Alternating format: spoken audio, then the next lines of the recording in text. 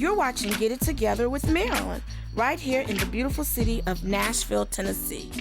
My life has had some incredible highs, but there's just this one thing that I have not been able to conquer on my own. Hi, I'm Marilyn, but the people who love me most, we call her Honey. As you can see, I have a serious amount of weight to lose. So I've decided for the next year to use faith, food, and fitness to get healthier. I'm hoping that you'll meet me in the kitchen with my friends as they take this journey with me, show what Nashville is doing to get healthier, and most of all, help me keep a promise to someone who loved me very much, my mama. And yeah, this is the Music City. You just never know who's stopping by.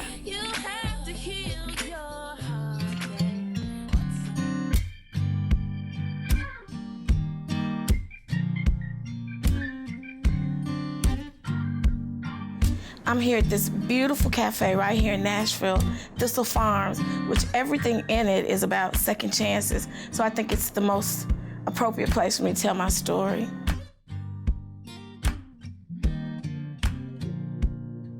In May 1st, 2009, I got a mystery illness, and out of that illness, it left me with the inability to barely speak, walk, and see.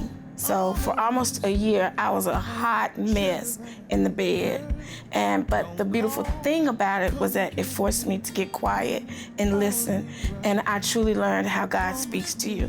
Well, in the recovery of it all, he had me plant a box garden, and I was like, Lord, how am I gonna do that? I can't even bend over.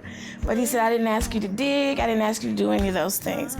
So my father just put a couple planks down, we put some dirt on it, walked on it, and I planted a seed. What I learned from my garden was about faith and obedience.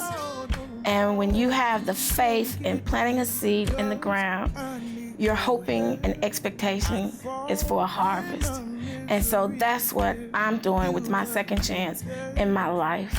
God showed me how to walk in faith. So I'm hoping to take what I've learned, plant a seed in my community that suffers from obesity. I'm from the Delta, the deep Delta of Mississippi.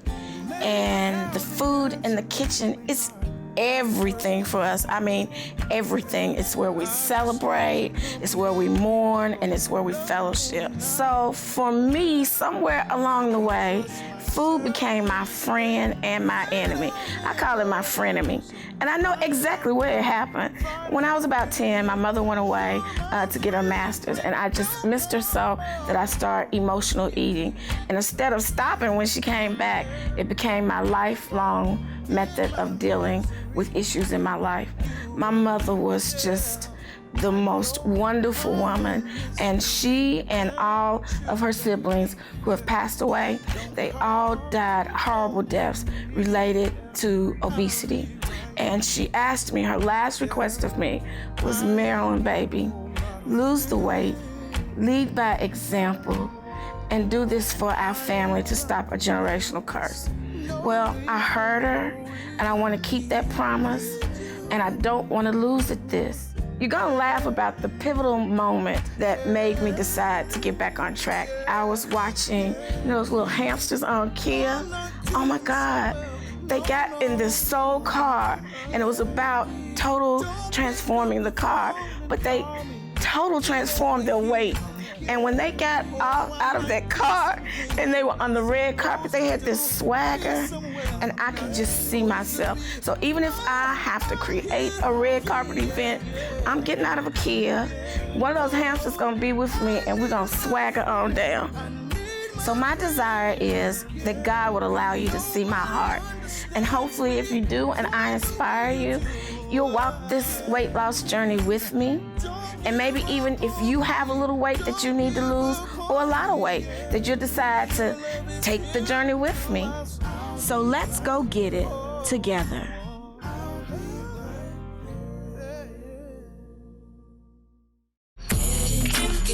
You wanna heal your body. You have to heal your heart, yeah. Whatsoever wherever your soul you can reach.